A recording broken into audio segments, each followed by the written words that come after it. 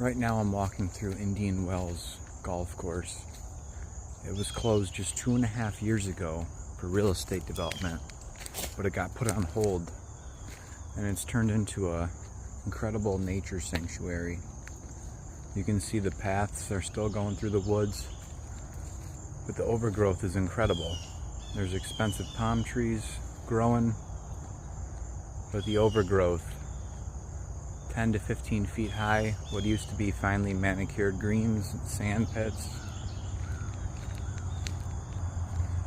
Right now we're coming up on one of the lakes, and it's just a beautiful view as the sun rises here in Garden City, South Carolina.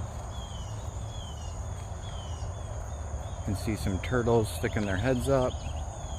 Maybe we'll see a